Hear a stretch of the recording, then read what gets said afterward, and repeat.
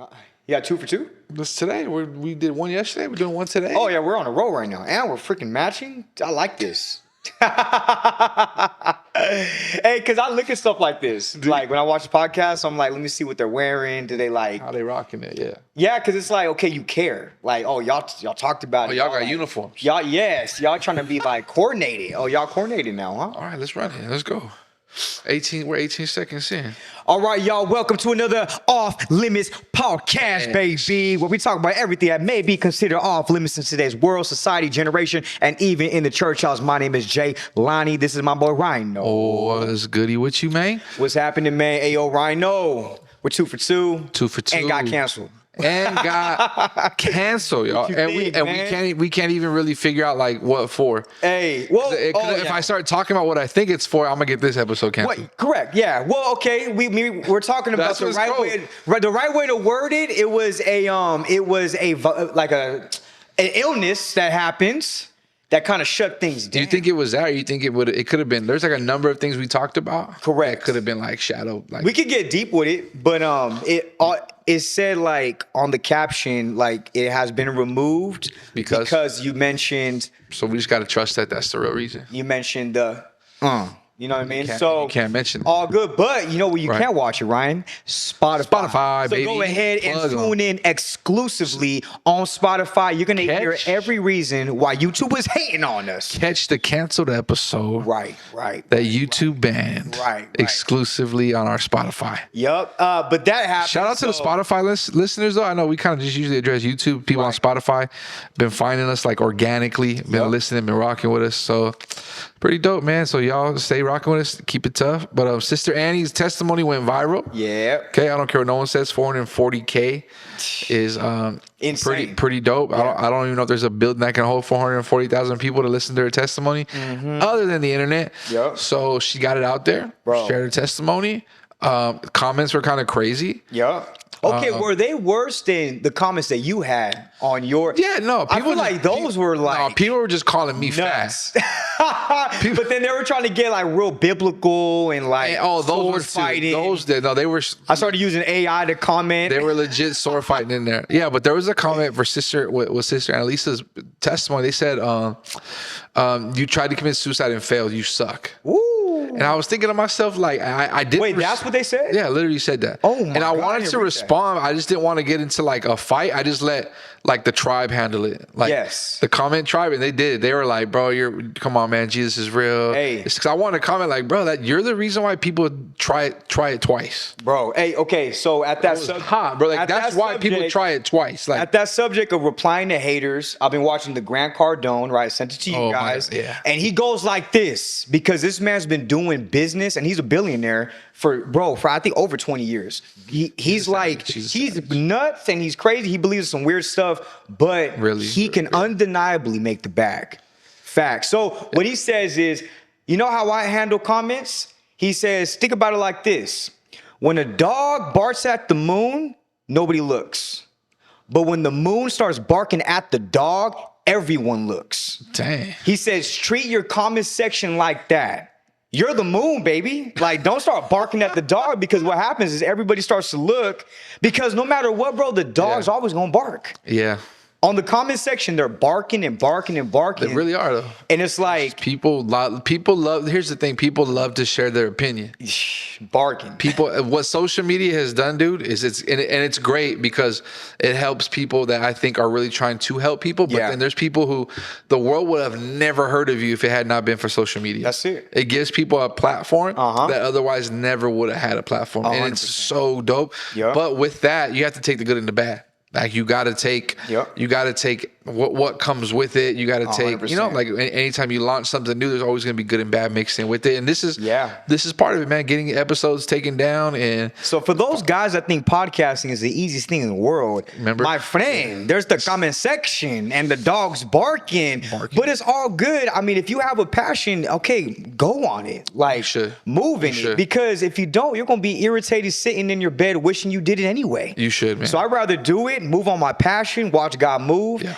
Take the hate comments and move on. You know what I mean? There's a story of man, I'm not gonna know the names. I know the book. The book is called Canoeing Canoeing the Mountains, and it's about a dude that took a journey. The president sent him on a journey, and he was trying to find the Western world. Wow! So they're on the river. They're on the Colorado River, right? They're moving through there, and it might not even be the Colorado River, but they hit the Rocky Mountains.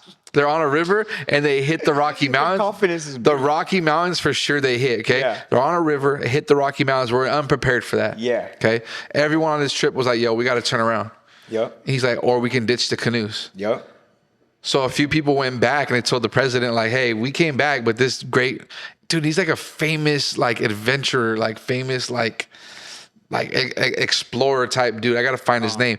But he keeps going forward, and people were at home were talking about like he's dead, he's never coming back, he's never this, he's never that. Yeah. This dude is single-handedly responsible for bringing back, like, in the early times when no one knew what was out in the western side of the world, they were just on the eastern front. He brought everything back about California, Arizona, what was happening in the Rocky Mountains. He documented the Rocky Mountains. Wow. Because he went with a canoe, ditched it, climbed the mountains on his own. Yeah. But that's why do I say that? I say because everyone hits a threshold where if people don't understand your passion, they're not going to understand your drive. Like, if they don't understand why you got started, they're not going to understand why you keep going.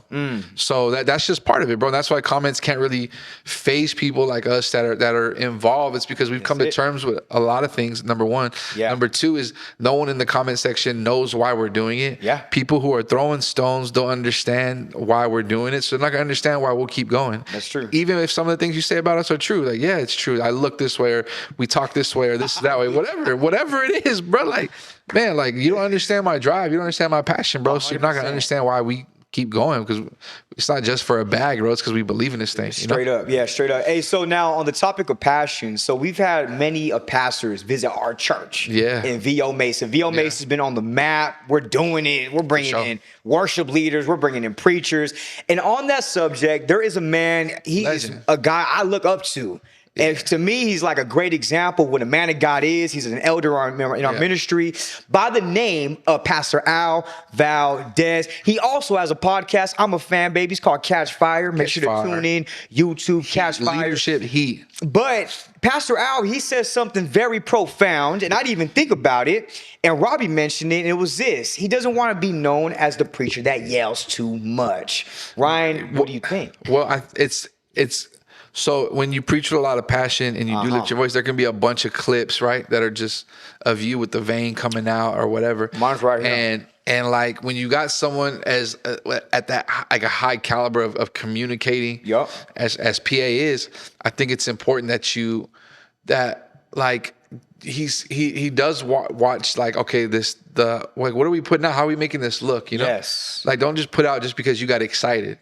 Like, put this stuff out because it can help somebody, even if it is. And it's just, I just think it's a whole nother level of communicating. It's a whole nother level of, because like when premeditation is like, he takes it serious. He's studied, he's prepared, he's there. And I mean, young men like yourself, like myself, I guess I'm still young, 34 years old, but like you need to have men like that are challenging the norm. Like, anybody can get up there and kick and buck and scream and shout, and you can make a stupid point sound really good by yelling. Straight up. Or just because if you believe it enough, bro, people will start believing it. That's true. So like you could just say that stuff, but when you get to a point where you're speaking at a point where, okay, I'm not speaking this just because I want you to scream and shout. I'm speaking this because I really want this to get in you. I really want this to get in your heart. I need you to hear what I'm saying. You know, like when you go to a doctor's office, I've never been yelled at the doctor to like lose weight or to like take my vitamins or like work out or stay healthy. Or like when they're going to perform surgery, they're never yelling at you. Like, I'm about to cut you open. It's just like, listen, and you just sit down, I'm about to give you some news. So there's a lot of technique that comes with communicating, like transmitting. Yeah, bro. What he's doing is transmitting. I mean, the man is not just a gifted communicator. He's stewarded that gift, and he's grown in his gift, and he's developed this gift. Literally, after he visited our church, they posted a clip of him from years ago on the international page, and I was like, dang, look how young he looks. But even you could see, like, I saw similarities. I heard words that he used in there that were similar. I could feel the heart that was similar. But then I can see the growth in the man. And not only that, bro, is like, I don't want to be known as just like some yelling like preacher either. Yeah. You know? Like screaming, shouting, taking deep breaths. Every time I have to, those are exciting moments, and it's cool to have the keys hitting with you. Like that's all cool. That's dynamic. That's dope, bro. Like I'll get up and run around the church too. Straight up. But I want to be known as a communicator who preaches and speaks and it's timeless. Yeah. Like there's certain reasons why Billy Graham's messages are timeless. Like classics. Like people define classics like that. There's certain though it's made 20 years ago, it still is today. Yeah. So like a preacher. There's a reason, Yeah, I feel you. Like timeless sermons and he's thinking about what he's really thinking about is legacy. Legacy is a lot of people are concerned with destiny. Yeah. Destiny is more about where I'm going and what I'm doing. Legacy is more about who I'm becoming. Oh, I see. Like legacy is about who they say I was after my life ends. Destiny is like, oh, this is where he reached his destiny. He fulfilled his destiny. But and that stops. When me and you pass, when Robbie passes, when we get to the end of our life, they're going to say we reached our destiny, fulfilled our potential, or we didn't. Legacy is going to be something they talk about forever. Correct. Yeah. I think that's why generations and generations. And I think about Abraham. Like, think about your kids. What your kids are going to say. Legacy. Yeah. Like legacy. His decisions of being obedient to God like affected Jacob, the Jesus, 100%. Like all the 100%. Inheritance. Yeah, it's like it was the legacy. 100%, bro. Even like me coming back, like and I said not coming back. I don't want to say it like that, but getting back involved in ministries. We took a break and whatever. Me and my wife, and part of it was just because people like y'all were like, oh, bro, you're this, you're that, whatever. And I started thinking to myself, okay, what are they going to tell my son? Yeah. Like, is it going to be, hey, your dad was great, or your dad was good, or your dad had some good moments? Or is it going to be able to say, hey, if I was you, I would get close to your dad because he's still in it. Yep. He's won some battles, he's won some fights. Yep. And that's what I think about even when Pastor, I was going like through a rebranding or whatever, And that's like super personal to our ministry. That's not going to be something maybe everyone understands because some people come from real real laid back, orthodox like teaching backgrounds. Right. But he's not like that. He's not in a chair reading from his notes, But he has so much more to offer than just a clip of him screaming, yelling, and shouting. Correct. Yeah. For him, I mean, to me, he just brings the entire package in regards to being dynamic. Yeah. So like when I noticed it, like for me, I love preachers, I love preaching, I love studying preachers. And I was looking at Pastor Al and like I wonder how he's going to execute this preaching. Right. Because it was a powerful weekend. No, we brought in Pastor Jordan, Pastor Israel Hewan's son, dropped the bomb. It was dope. We just came out of a drama where souls got saved. So we've been on like a Holy Ghost run, a run. So I think Pastor Al, he came ready to drop a bomb on us. Yeah. Like, so when he came, I'm like, okay, the beginning, if you notice, it was real slow. Like he took his time. Yep. Like the words he was saying was like real, like, I want you to hear me right now. Yeah. Like I'm trying to transmit something to you. And then towards like the middle, when he kicked it on, started drilling the points. Yeah. And then that's when it went crazy. For him, I'm like, wow, like he just came to show me, like he took me on the journey of a preaching. Yeah. And to me, it inspired me. It's like, wow, you don't have to yell the entire time to get the point, to deliver the message that God placed upon your heart. And so for me, he just inspired me to be like a well-versed, dynamic preacher. That's important. And it was because, bro, there was moments where we're standing up. There was moments where we're leaned in. Yeah. He had them all, but... No, I was banging on the stage. But you were banging on the stage? And it was there. And it was there. And that's what I'm saying. There's so much more to what he's doing than just one clip where it's yelling, screaming, and it's kind of distorted. You can't hear it. Yep. You're trying to get you're trying to transcribe it and, get the words on the screen or whatever, however that's called with social media. And they can't even pick them up because it's all distorted, shot out, So, like, there's so much more to teaching, but who's like the real master of that, bro? Like the master of preaching. Who's that? If you really listen to him, is Pastor Sonny. Pastor Sonny, bro. And the way I've heard him break it down. I've been like at he tables. Preaches to me it's so different. It's surgical, bro. He calls it surgery. It's surgical. Sonny Senior? Yes, he says it's performing surgery. Wow. Like that's what he's doing. He's working in someone's heart, working in someone's mind. And if you listen, Pastor Al really did it. They take you to a place. It's like, okay, we're going on a journey. We're climbing a mountain. Right. And it's like, okay, gather all your materials. Yep. Get your backpack ready. Yep. Make sure you have this. Make sure you have that. Make sure you have this. Make sure you have that. Okay, let's go on the journey. And as we're going, okay, this is where we're at. This is what you're looking for. This is what's important right here. Wow. This is where we're going. Next step, boom. This is what's important here. And it's a constant build up to where now you're at the end and you're like, you're on the mountaintop and you're like, oh snap, this is why we took the journey. Yeah.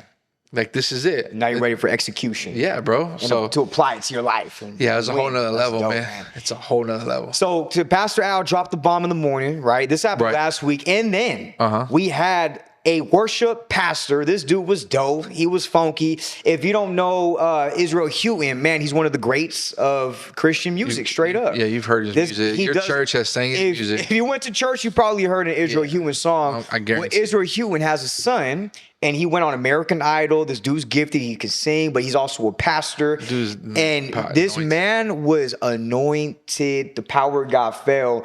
But after Pastor Al spoke, we had a little break, right? A little 2-hour, 3-hour lunch break. Intermission. After first service. We wanted to keep the spirit up. Right. And the worship team got there at 4:00. They were worshiping. They were practicing. They were getting in the spirit. And they were ready to execute, right? Yeah. The worship night at the church. Okay. Getting down. People are coming from all over the region. All over the region. They want to come. They want to be a part. People are inviting family members that aren't saved. They're bringing sick family members, believing they're going to get healed. It was like a revival night. It was like, hey, we're getting ready to experience. And Jordan said himself with Pastor Al in the green room, hey, we're going to have upper room experience tonight. Yes. Yep. So as they were getting ready, they were ready to exit out. I believe they were practicing in the green room. As they began to exit out the green room to the sanctuary, something crazy happens, and the power to the entire building. The entire building. I think the entire that Mesa section right there went down. Yeah, it was like 1,700, right? 1,700 houses. 1,700, yeah, like buildings went down. 1,700 buildings. 1,700 buildings in that region of Mesa right there went down, and our church was one of them. Yeah. At a worship night that we promoted, that Robbie spent much time and efforts to promote, went down right there. And it was 107 degrees out. Yeah, it was terrible. It was hot, bro. And if you're curious where we're podcasting at, we're podcasting in Arizona, the desert. Yeah, bro, it was deadly. So not only does the power go off, well, guess what's connected to power, baby? AC. AC was out, lights are out, sound is out. Yeah, LED screens. No drum mics, no electric guitar, no tracks, no LED screens, no fog machine. The crazy part is I was literally in a meeting with my production team. Like, hey guys, look, we don't know what's gonna happen, because at the time Jordan was working with our worship team, and to be honest, we didn't do our best job of learning all the songs, and so Jordan just said, hey, be ready for anything. We might go wherever. We don't have an order. We don't have nothing. So I was in the middle of just saying, hey guys, literally just prepare for and the power went out. Hey. So I guess before they were getting ready to do this magnificent, extravagant worship concert, during practice time, they were like forgetting words, forgetting the songs, That's the devil's fault. And from what I was heard, Pastor Jordan That's the devil. had to come in, and he had to come in like Pastor correcting some stuff. He's like, yo, we got to practice.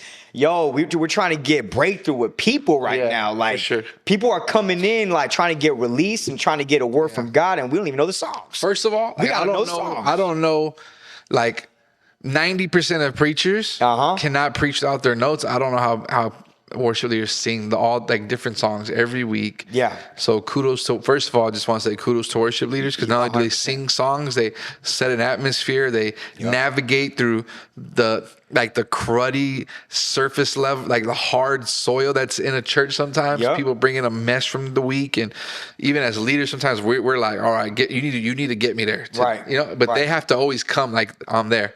So shout out to worship leaders, first of all, man. But all that was going on, and that probably happens more than we know.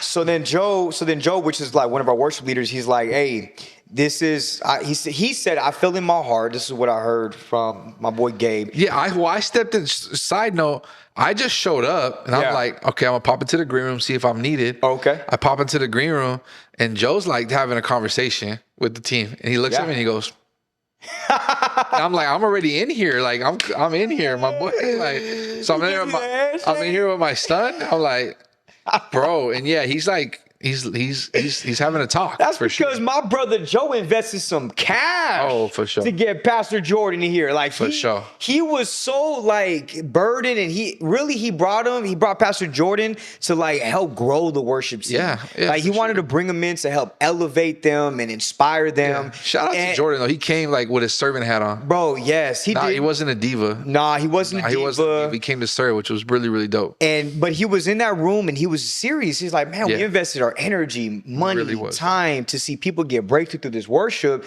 and we're forgetting words, whatever. He's like, honestly, he feels like it's a psychological, spiritual battle.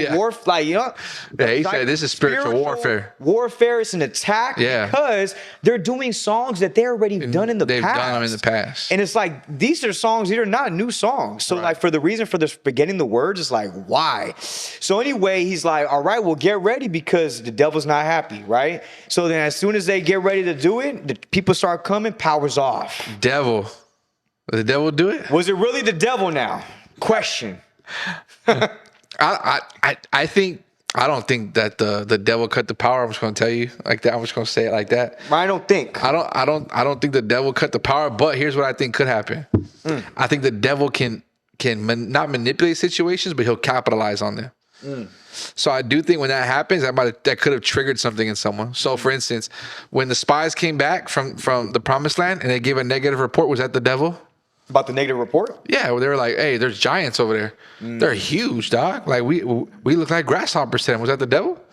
Or was that the truth? From the negative report, it was probably the truth. It's the truth, right? Doing the job. Now, here's the next thing though. Joshua said, be quiet, lest you like basically drop fear into the hearts of everyone else. So I think that the devil will use situations and he'll manipulate them and gain gain a win off of it. Gain like an advantage, right? Okay. Like gain like an advantage in the atmosphere. If he can hinder something, he will. It's an interesting. Because I'm gonna tell you right now, the power went out. I was like, okay, everyone's gonna say the devil did it. Everyone's gonna get hyped up. I might be pessimistic in this. I don't know. And brother Joe was already calling it. I was not happy. I was locked in worship. I'm just saying, like, we're gonna worship until the lights come on. Like, I'm prepared to go till midnight.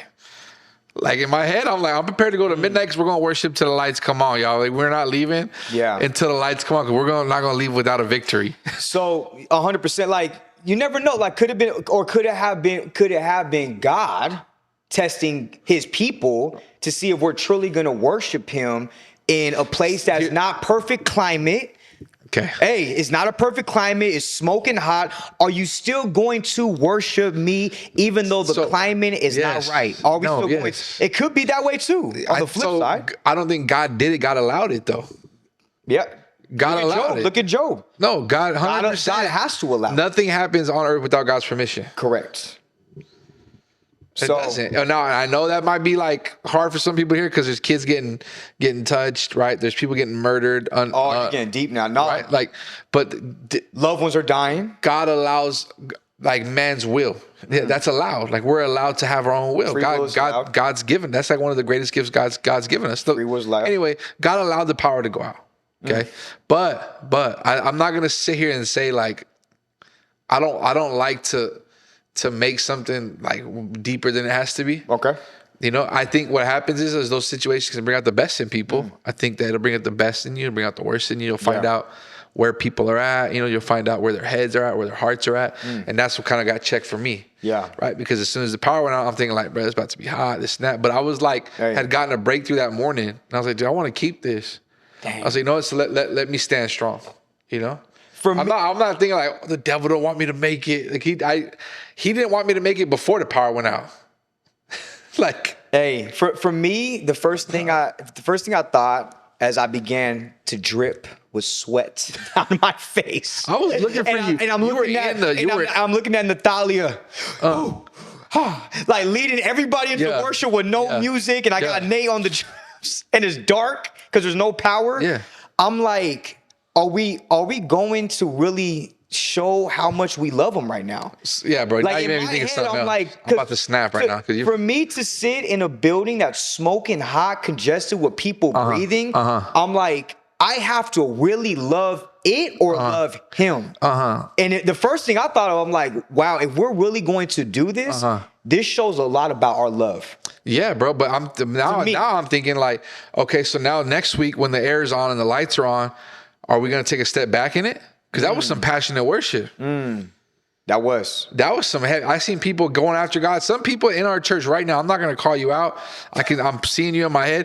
You ain't never clapped like that. You ain't never shouted like that. But all of a sudden you think because the devil's the devil been attacking you. The devil been putting curses on your family. That's the true. devil been trying to take your kids out. Yeah, what's new? What's new? What's new, man? Bro, that's why I'm like, is that what has to happen for us to really like, oh, the devil wants to come at me? Watch. Like, dude, we should think like that every single day. Okay, you so see what I'm getting at? That's what I'm like. you're getting at like, it's gotta be bigger than the moment. Why call unto God and press so hard when it's all going bad? Why can't you also do that while it's also good? Well, it's never. I don't think it's ever just all good. It's like you still have the same problems. But like, bro, that was a powerful. I don't want to take anything. Now, listen, I don't want to take anything away. I was in there. I was jumping. I had my son in there. 100%. My son was tripping out. Like he was like, yeah, we're flowing. I was in it, bro. Like God even was speaking to me in there. So yeah. But what I'm thinking about is as people, like maybe God should just cut the power every Sunday.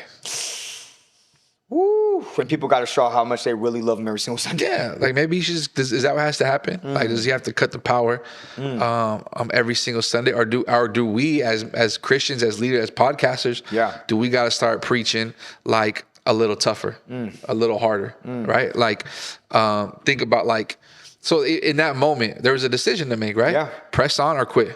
Yeah. And it was super easy in that situation to say, I can't quit. Yeah, but no one's gonna quit in that moment.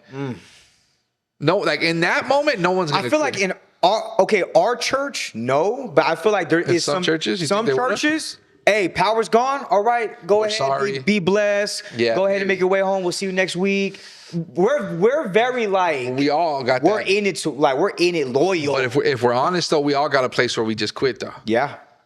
It wasn't that in that service. I think we all got a place. You know that book in the Bible called Ecclesiastes? Yeah. You know, it says, and there's a season for everything. You know how many seasons there are? Well, there's 28. Well, according to Ecclesiastes, there's 4 like physical seasons, but there's 4, yeah. A season to cry, a season to be happy, be joyful, to be right, and 28 seasons in the whole that it talks about right there. One of them was a season to war, right? There's a season for all that. Yeah. But you know what? There's not a season for what? To quit. Ooh. I never heard that, but that's hard. So that's why I'm saying to myself, like, yo, like, are we like? There's seasons where we quit. Oh yeah, we've walked in on Sunday. I've walked in on Sunday mornings, and I've already predetermined in my mind, like, oh, this not gonna be my service. Wow. Right? So because I already like predetermined, like spoke death right there. Yeah, well, yeah. You just walk in. I'm just like, I'm down. I'm down. Yeah, no, I've been there. Like I've been in that moment. I've been stuck in those moments. I've been on a Wednesday night. Been in a leadership meeting. That hurts. I've been okay. Podcasting. I've been like that in a leadership meeting where I'm like, I'm just ready to go. I got to come in, clock out. But there's never a season for that. So that's what I'm saying. Is like, I think we gotta teach that. I think what I said after that night, I said, Pastor, we got a glimpse to the new standard of our worship. Like we should never go below that now. Because we're in a church, we're packed out. Like we can't fit no more people in there. Because I was OT level. Technically, you can, right? Technically, for sure you can, right? Yeah. But there's just numbers and statistics about when a church hits a certain point, whatever. Yep. But like, and 70%. I think our people and our leadership, we know. So we know, like, bro, I don't gotta call nobody. I don't gotta follow up with nobody because the church is gonna be full every Sunday. I think we know that. Except for Wednesday.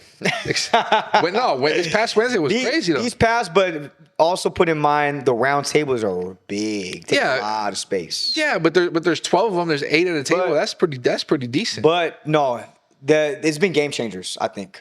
That's more than you'd be surprised, bro. It's been game changers. I come from another church and Wednesday nights look packed, but it's not like that. Like, bro, churches are masters at making their services look packed. We're masters at it. We've mastered that. Turn the lights down. Make it more smoky. Get the right angle through the heads, and it looks like it's packed. It's true. Yeah, anyway. So it's just whatever. I love the way I heard Pastor Ryan K say. He said, "I'm done talking about what's coming into our church. I want to ask you what's coming out of your church." Ooh.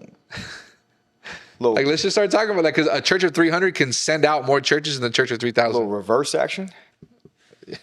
Straight up. But so, like I was saying, I think that's the new standard of worship. Yeah. And I got to set that for myself too.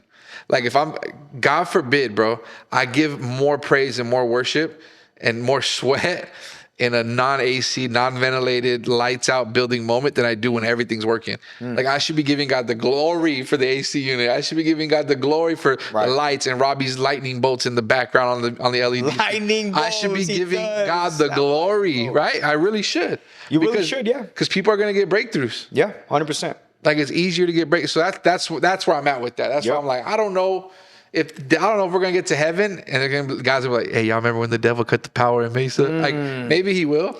You never know. Maybe honestly. He will. I don't know. But I just think But I think the back and forth, I like it though. Like, as far as like what you think, I do I never thought of it like that at all. For real. In my brain, I'm like, we're gonna push through because we love Jesus. That's like what I'm thinking. No, we 100% that's what are we're doing and right now. That should be like the minimum, the standard every Sunday, every Wednesday, every morning, right? That should be the standard. Yeah. Like, with that mentality, I won't sin, right? Like, I won't fall or nearly as much, because when I do if you're fall, praising the same way you are during your down season on your time. up seasons, like all the time. Yeah, it's true. All the time, bro. Like, yeah. So I don't know. That's just how I'm looking at that, man. So now on the next topic, talking about leaders who hate on the bench. So you were saying something. Explain what you were saying. You were saying how there's preachers that no, it's not even preachers. I don't want or just into everybody, really. There's just people that, like, I was venting. Okay, I was venting. He was venting. There's people that I just know, not even in just our ministry in general, or just even in ministry. It goes for everywhere. Yeah, it's just everywhere unanimously. Sports, okay, so, NBA, football, everywhere. All that. But like, people that are like posting and talking about things that they're not doing, it just bugs me. That's what you say.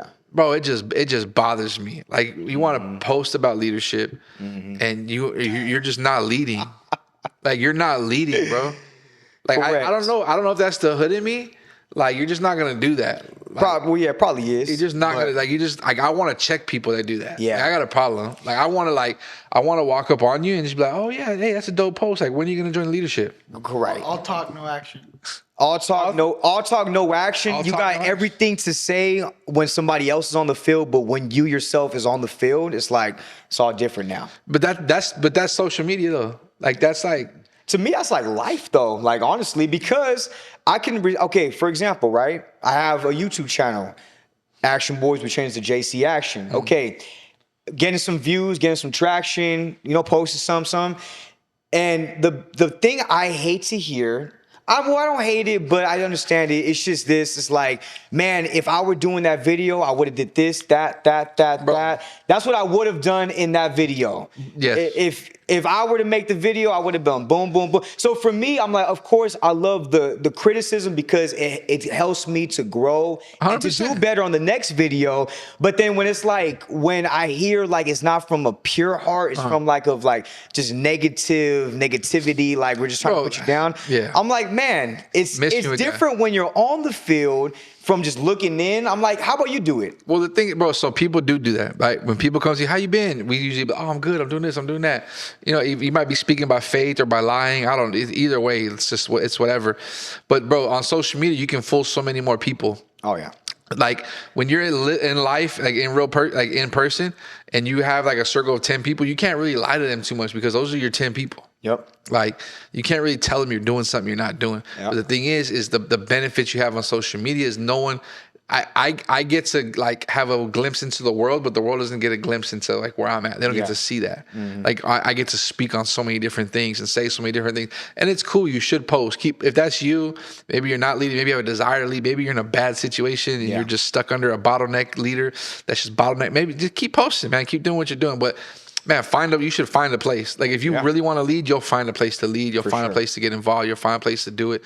But it's just, it's all over It's all over the world, man. Like it's like Monday morning quarterback syndrome.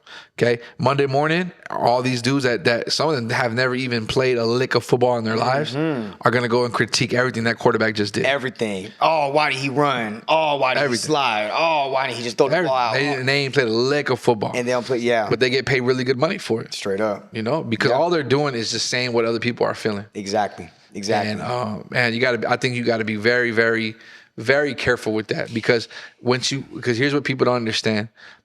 If I start saying things that people like just because they like it, I'm now responsible for where I lead them. Mm-hmm. Yeah. And some people, they want people to like their posts, to comment on their posts, and but they don't want to lead those people. They really don't want to lead those people. They really don't want to get in the nitty gritty with those people. They really don't want to get in the mess with those people. Yep. And that's why, like, man, I really slowed down, like, on social media. I really slowed down. A mentor of mine from afar, like, I mean, I say mentor, and I'm not even gonna say his name because I'm not close to my dad. I mean, I could text him and call him, and he would answer.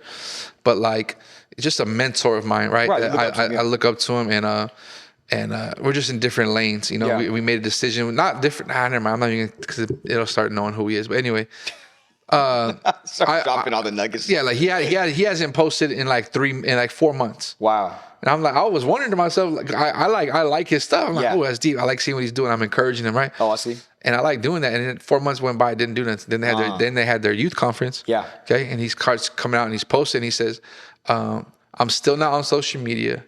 I'm just posting what God has been doing. Ooh. And I thought, like, that's the reason why we should be on social media to begin with, number one. Number two, he said, because scrolling leads to numbing. Scrolling leads to numbing. Okay. So think about how many think about how many things you see that are just tore up and back, like, that you should be commenting on. You should be like, you just see things and it just numbs you. Okay. Or even if it's like, or it's gonna feed some part of you that's unhealthy. Like your envy. Okay. He's balling, she's balling. He got girls, he got houses, he got clothes, and it's just feeding the wrong thing. Or you're like, if you're depressed because you don't feel like you're getting far enough in life, look where I'm not there yet. I wish I was there. How come I'm not? You just, like, it just feeds things in you, So it just made me think, like, I haven't deleted the apps off my phone, but I can guarantee, like, if you looked at my screen time, it would be way lower than what it normally was, And I think the misconception is that people think they have to consume content to create content, and that's not true. That's not true. No, your life and your mind, this right here is your content. Like, this will create it. Yeah. This right here will formulate its own opinions on what I hear, what I've seen, what I've saw. It'll formulate. My mind is like consuming content. While it's made us grow faster, I think it's made the world grow faster. Yep. It's made the world grow dumber too at the same time. Mm-hmm. I think it depends on what you consume, because, like, for example, I consume a lot of YouTube, how to build a channel, or like how to build a business. For sure. So a lot of my consuming is educational purposes. Like, there's one called vidIQ. I love them. There's one called Think Media. It's a Christian channel on teaching you how to build a YouTube platform that's successful, how to make a short, how to edit it, what to do, what not to do. So it's like you can do it in a healthy way, right?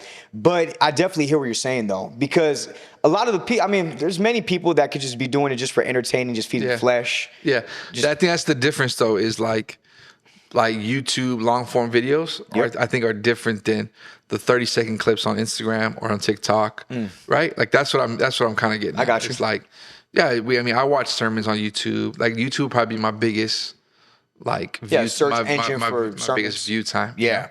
But there's, like, even been a switch in culture, right? I just heard Massive Asia, shout out to Massive Asia. I seen on his little, I was scrolling. He said there's been a switch from, like, Google is either not anymore or very close to not being the #1 search engine, that people are going more to TikTok for the search engine to search for things. Okay, because it's quick and easy, like, microwave. How do I make a YouTube video? Real quick, go to TikTok. Yeah. Yep. How do I make short banana form bread? Whatever. Yeah. it's all there. Yep. It's like in it's 30, all 40 there. seconds. Yeah. Yeah, man. So, and there's just little things you lose. Not everyone has it. Like I said, so it's a benefit. Let's say it is banana bread. Like, I'm going to TikTok instead of my grandma. You see what I'm saying? You're losing those connections. Yeah. Like I'm going to TikTok. I used to have to go like I don't know if y'all are a little younger than me. Grandma. Like y'all are a little younger than me, so y'all might not remember this. But there was a day, bro, that if I missed school, I missed everything. Right. Like if you missed like school, that. or if I got grounded and couldn't go to the park with my friends, I didn't know what was going on. Right. Now I cannot see you for 10 years and meet you again, and I know exactly what you're doing. Yeah, it's true. Right, and I might even know more than what you want me to know. Yep. Maybe you posted something when you were drunk, and I held on to it. Ooh. I screenshotted it. Now I have it. Like the world is such a different place, bro. Mm-hmm. Like even if you do something you're trying to forget, and I find you 15 years later, I can remind you, hey, how's it been since this and that? Wow. Yeah, no, it's true. The world's completely different, and it also plays a part in mental health. I was hearing another podcast. It's like our mental humans weren't created to like have so much access so easily to know everything, to know all the comments, what's happening in all the world. It's like our brains weren't like meant for that. It reminds me of the Garden of Eden, right? And God's like, you can have this. You can have all this except for this one thing. And she was consumed with wanting to know what that would do. And the devil fed off it. And I feel like that's what social media does. Know. Yeah. Yeah, like I want to know what people think of me, how they feel about me. I want to know. And you're not meant to know all that, bro. Like you're not like it doesn't matter what people you're never gonna meet think about you. It doesn't matter. Like all that matters is what God thinks about you, really. Right. Like, and of course, the leaders and the people around you, their safety in the multitude of counsel, the Bible says. But it's like at the end of the day, like, if Jesus just knows about you, if God just knows about you, and he's pleased with you, it's really all that matters at the end of the day. And think it about saves that you so much headache. Think about that scripture where it says, he said, on that day, many will call on me and say, Lord, Lord. And I will say, away from me, for I never knew you. It didn't say, like, it didn't say away from me because you didn't do enough good works. It's not gonna like God's not gonna tell Robbie like, get away from me, Robbie. You didn't edit enough videos. Dang. He's not gonna say, Ryan and Jelani, get away from me. You didn't get enough subscribers. Like it's not gonna say that. Like you didn't get enough viewership. You didn't preach enough sermons. You didn't build your church big enough. That's not what God's gonna say. What he's gonna say is either welcome. Yeah. I know who you are. Welcome into my home, or away from me, for I never knew you. It's this relational thing, and I think that would help with like people who have like a negative connotation on leadership, or they feel like they're on a bench and they're like, dude, there's so much that can happen. Right? There's so much that you can do when you just take time and really get to know God, man. But talking about that same topic and kind of transitioning over, like building trust and credibility as a leader is important. And I think that I want to hit on credibility first, because since I've been running a business, those trust and credibility are important. Everything. Right? Yeah. So I think if I have credit, so credibility, I love how it has like credit in it, like that word credit. Yeah. Because that credibility will buy me time if someone doesn't trust me. It's good. Like if you read my reviews. Yeah. Which is now that's just like comment section, straight up in the positive one. But if you read reviews, or if you heard good word of mouth from somebody, you don't know me, so you don't really trust me.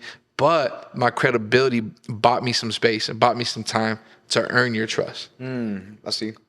Credibility. Yeah. That's kind of how I think about that, man. What do you think about so now trust? Not just think about defining the credibility. So it's like credibility is like how credible you are, right? So like how good is your testimony? That's what I think. So like as far as like business goes, like doing AC, they're out here in Arizona is like there's 1 million AC companies, right? 100%. So when it's like when I first come, it's like they call mainly because they do read our review section, and the credibility, like how credible we are, is like, okay, they didn't rip us off. Okay, they are a trustworthy company. Right. Okay, you are a person where I can leave you, I can let you in my house and trust you that you're not going to get me. Yeah, 100%. But you're going to care about me and you're going to give me the best deal you can. Right. Yeah. So now when we do that to leadership, it's huge because instead of like AC, now you're like people. Yeah. It's like, okay, now you're not just dealing with my AC. It's like, no, you're dealing with my life. Well, yeah. And for all my leaders out there, it's like, it's huge that's like that your testimony continues to stay pure, stay clean as much as you possibly can, is because people are looking at you and they're letting you like enter into their life to help them. Right. To help, help mend their broken wounds, help take them to a place where it's like breakthrough. Anytime you're dealing with people, And we're gonna talk about it in a church context. That's just how I'm gonna run this right now. Is or you could make it into like business and CEO type leadership, whatever. But in church, you like a leader, like under shepherds, leaders, number 2s, number 3s, overseers, ministry overseers, stuff like that. Leaders in the church, they get the most frustrated when they feel the least trust. And it's like, I just want to run. I just want to do this. I just want to do X, Y, and Z. But you've built zero credibility. How do I build my credibility? By accomplishing the task that you give me. That's how I get trust, bro. Yeah. Like, just do what you're being asked to do. Yep. And that's how you build trust. The problem is people don't want to do what they're being asked to do. They want people to do what they're asking them to do. People want trust without building credibility. Yep. They want trust is a high value commodity. Yeah. Right. If I want trust, like, hey, I just want to be able to run an event, do whatever I got to do, handle it the way, then you're gonna need to have some credibility with me, brother. Like, you're gonna need, if I'm gonna send you on a job, I'm gonna send you on you're gonna need some credibility. Like, this is why that's important. You do need to guard your testimony. You do need to watch what you're doing. But you know what else you need to do is you need to be in there with people. Yep. You need to be in there with your pastor. You need to be in the trench. You need to be in the vein. You need to be in alignment. Yep. Right? Like, it's an old school saying, bro. But like, before you catch your assignment, you better get yourself in alignment. Ooh. Like, people want to run with it. I want my assignment, my mission. Listen, get aligned first. It's true. David got aligned in the shepherd's field. He got aligned with God. Yep. Then he caught an assignment. Straight up. This is how things move, bro. So when it comes to building credibility as a leader, bro, like, it's important. Yep. Like, everyone's gonna fall. Trust me. 100%. Everyone's gonna fall. Everyone's gonna mess up. I'm gonna say something to somebody. It's gonna come off hard. It's gonna come off mean. It's gonna come off disrespectful. Yep. I'm gonna hurt some feelings. Like, it's not on purpose. It's just that stuff is gonna happen. Yep. You're not gonna like do that. But when I think of myself, oh man, I gotta guard my credibility as a leader. Yep. When I mess up, I need to apologize, bro. Yep. I need to be able to say, hey, I messed that one up, man. Forgive me. I want to move forward. Yep. Hey, it looked like that really ticked you off. I'm sorry about that. But this is why I did this. There's so much you can do when a leader's mind is set on, okay, I have to establish my credibility. John Maxwell calls it the leadership bank. Yeah. Meaning you got to, before you take withdrawals from people, you got to make deposits. That's building credibility. When people know, man, for some reason, when I get around, let's just say it's me. When I get around Ryan, let's say it's Lonnie. Better, because I want people to think I'm self-absorbed. But it's like, man, for some reason, when I get around Lonnie, man, I just leave and I feel better. I feel energized. That's credibility. That's good. That's credibility. And then what happens is more people start hearing that. They start saying that. Yep. And then you're given trust. Yep. You know, but dude, you have to establish. Trust takes time. Yeah. For all my leaders, it's like, okay, like you said, leaders get irritated because they don't have trust. Maybe they don't feel like they got it. When they speak, it's like you feel like your words are not heard. Yeah, your words don't carry weight because you say things and it's hard to like get people to do things and it's hard to mobilize. Being a leader, you have to be able to mobilize. Yeah, bro. But to be able to mobilize, we have to trust you though. Yeah. Like, can I trust you though? Yeah. Like, can I trust that you're going to take me somewhere? Yeah. Can I trust you that we're going to do something and it's like you're close to God and you're sensitive to God's word. Yeah. And it's like you're going to take me somewhere that's like, okay, God told you to do that. But bro, even it takes time. Another level. Let's say Robbie's my pastor. Yeah. Okay. Robbie, if you're my pastor, you're the only person in the church, okay, that has to give an account to God for all the people. Mm-hmm. Only you. Yep. You have to give an account to God for what I do as a leader with your people. So if I want to build my credibility, I need to build it with the pastor of the church. Like, there's no way around that, bro. Like I don't care if you have the best intentions. Okay, if I'm the pastor and Robbie's a good leader and he feels called to lead, but he's never he doesn't have no credibility with me, man, then it might be to his detriment that I keep him under me. I might need to release him. Wow. Because he's not building, I'm not allowing him to build his credibility the right way. Does that make sense? Like, dude, like you got it. Like those are your pastor's people. He's answered the call of God to steward that church. Yeah. And to lead that church and to lead those people and to keep them on mission and to keep them on assignment, to keep them in alignment. And he's giving you an opportunity to build your credibility as a man of God. Yep. And you got to connect with your leadership. You got to be an echo. Like if you're a young leader and you're a young person, aspiring leader, maybe you're a frustrated leader, you might even be an associate pastor and you're frustrated right now. Yep. Listen to me closely. You want to build credibility, then make sure that every time your mouth opens, the people hear your pastor's heart. Yeah, it's good. That's what people should hear. Every time my mouth opens, people should hear my pastor's heart. That should be your mission. Yep. That should be the absolute mission. To extension is God's heart. Yeah. Really? Right. I mean, that's off the top, right? Yeah. If you have God's heart, if you have God's heart, God's going to use you. But listen, God establishes seniority and he establishes leadership. Yep. Okay. If I want to just have God's heart and go start my own ministry, God bless you. Go get your own covering. But as long as I'm under this man's covering, I'll obey what is happening under this house. People don't want to talk about that though. Because social media, you don't have to do that. Yeah. This is my profile. This is my page. This is my platform. How dare you come up on here and try to tell me what? So people want to do that. Yeah. So every time they get hurt under the covering, they step out the covering and go post and start blasting and get negative. I just know because I've done it. Wow. I just know because I've done it. Yeah. And I know, bro, that there's no fun in it. I know there's no blessing in it. I know there's no favor in it. I know that God don't like that. There's an old saying my grandma used to say, right, is God don't like ugly. And he don't, bro. Like when you start acting ugly, I've never heard that. I was like, bro, like when you start saying like ugly things about people, and I don't care even if it's true. Like ugly. Nah, he don't, and he don't like gossiping. Gossip is sin. Straight that just up. Frustrates me, bro. Like I just saying, if you want to build credibility, like we could talk about it another day. Like I don't want to keep running up the time, but bro, build your credibility. Trust will come. Yep. Trust is like, how do I want to say it? Trust is the currency of influence. Is the currency of influence. You want to be an influencer, people need to trust you. Your credibility is all the videos that you have that no one's seen yet. I've been posting straight for a year. You built credibility. Yep. And what happens is because you built credibility, people know, hey, I'm going to hop on this and I'm going to follow this group of people because I trust them because they're credible. But what about this one? Now you've bought influence. What about this one? You're not getting them on the clickbait, but you're actually coming with the actual action. Like say you do a clickbait, but then you actually go and you actually like fulfill the clickbait like Mr. B style. Yeah. It's like you build your credibility. They could trust. That's what I'm saying. They could trust that they're not just gonna click just so that they can get another click, another view goes up. But it's like, no, you're delivering. 100%. And that's our life. It's like, are you gonna live your life just like a clickbait? Nah, man, you gotta and not deliver.